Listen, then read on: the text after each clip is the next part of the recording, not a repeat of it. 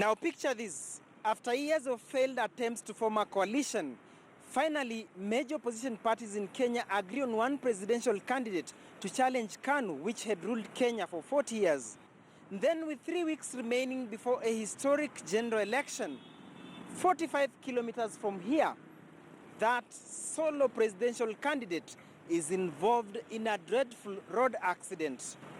It shakes the country, leaving the opposition wallowing in the miasma of confusion, desperation, and anxiety. This is the untold story of the December 2002 Kibaki accident. My name is Duncan Haemba.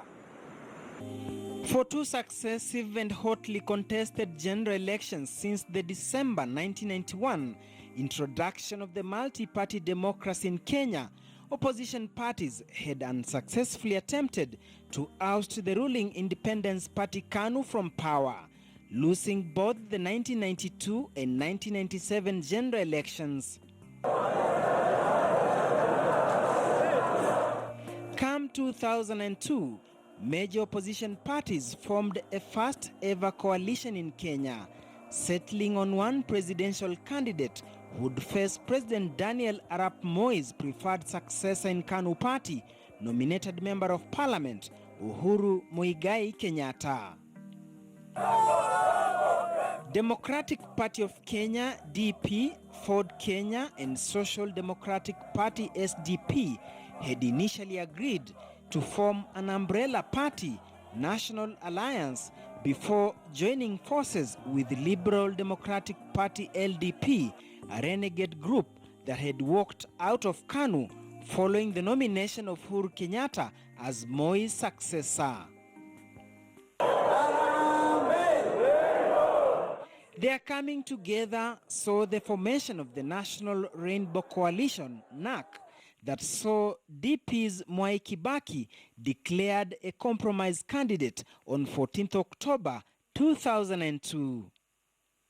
However, settling for DP's Emilio Stanley Mwai Kibaki for their presidential candidate and Ford Kenya's now deceased Michael Christopher Kijana Wamalwa as vice president wasn't a walk in the park, as immediate former Kitui Senator and also one-time Mwingi South Member of Parliament David Musila narrates. First of all, it took quite a while to put the coalition together, the NAK and LDP, to become the Rainbow Coalition, that is NAC. So immediately we nominated President Kibaki. Of course, that time he was not president. Immediately we nominated Mwai Kibaki to be the presidential candidate for NAC.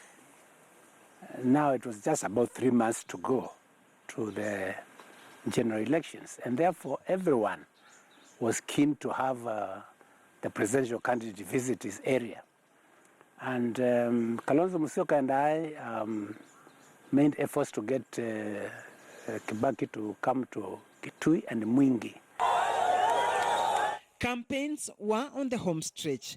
In less than a month, the historic and transition election would be taking place, in which Daniel Moi would pass on the baton after ruling Kenya for 24 years, a quarter of a century. The stakes were high. Political battle lines had been drawn. It was KANU versus a united opposition, save for a few small political parties which opted to go solo, fielding their own presidential candidates in what was explicitly a two-horse race, NAC's Mwai Kibaki against KANU's Uhuru Kenyatta. Get the hand out of my face because, hey, I am unbogable. Amid the heightened and well-oiled campaigns, tragedy struck, which shook the country.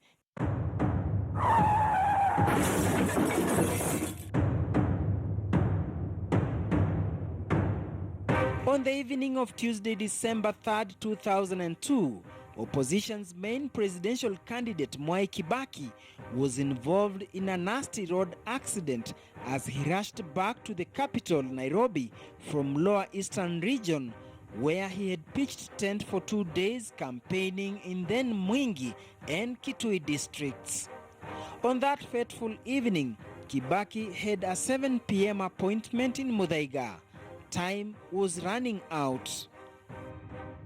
So it was sort of a rushed rally, because he hinted to me that he had to go to Nairobi. He had an appointment at 7 o'clock at Muthaiga Club. And therefore we hurried and finished our rally very quickly and set off for Nairobi. Kibaki's car was ahead, followed by Raila, and I was third because the rest of the people decided to remain behind in their constituencies.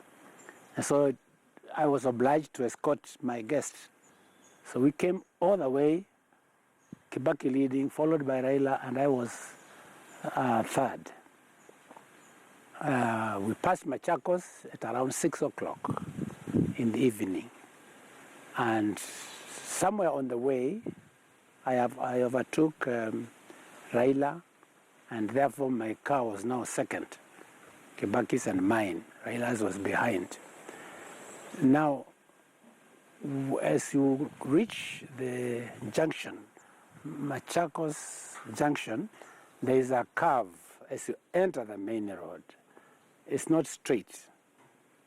Now, when I reached there, I think I was quite behind because my vehicle could not catch up with Kibaki's.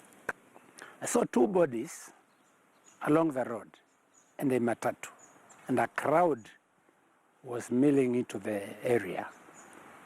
Well, I decided that we move on because I had to follow Kibaki. So we now went into the main road, the main highway, Nairobi, Mombasa highway. And so turned towards Nairobi and now started accelerating towards Nairobi.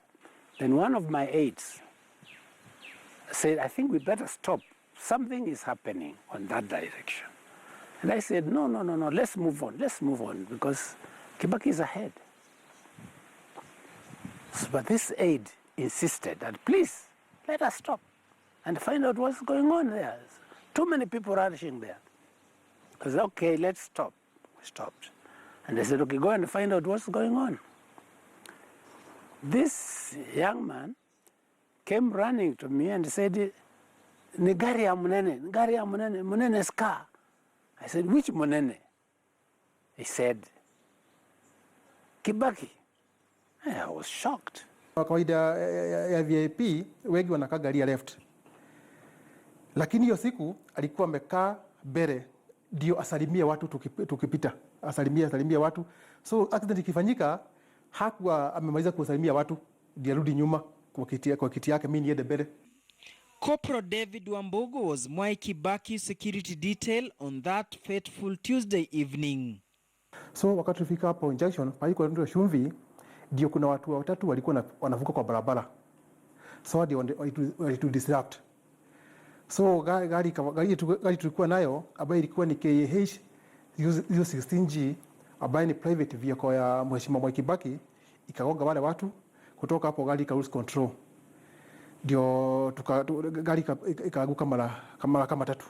Kutoka hapo ikaruka baada ile nyingine ya barabara. Tukagonga kikigi ya stima. Kikigi ikavunjika, tukaingia kwa shimo. This is the Range Rover KAH 016G they were traveling in, and it had 4 occupants: the driver, 2 security details, plus Mwai Kibaki himself. Mimi na mzadi utumia zaidi.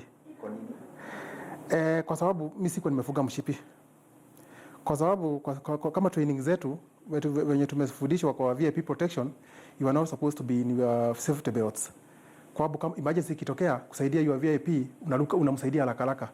So that's why I was not in my safety belts.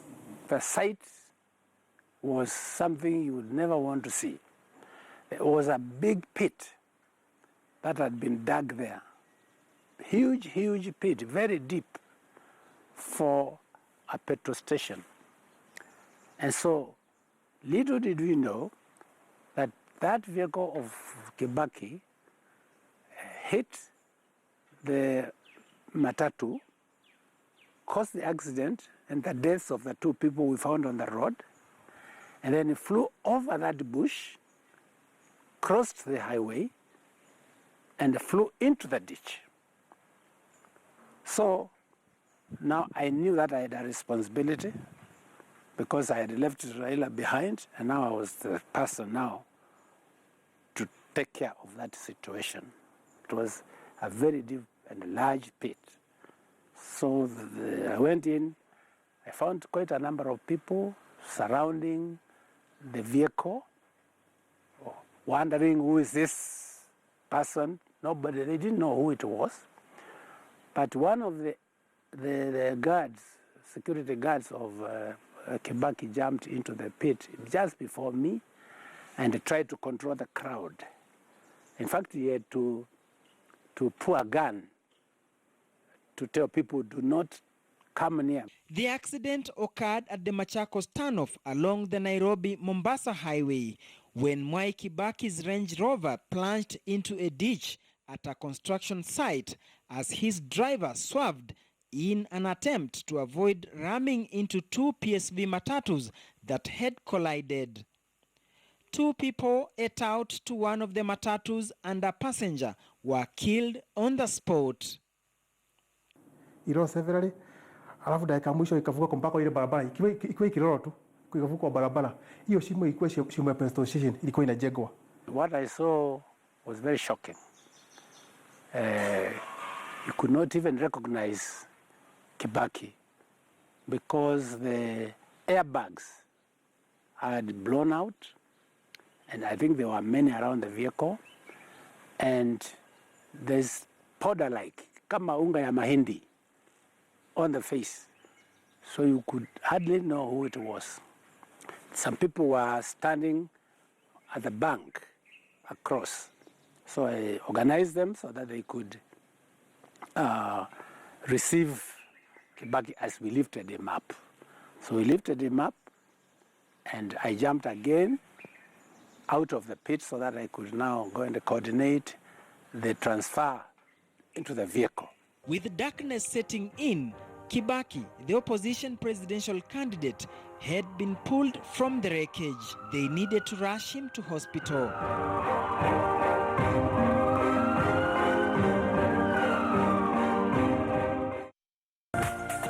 This is KTN News.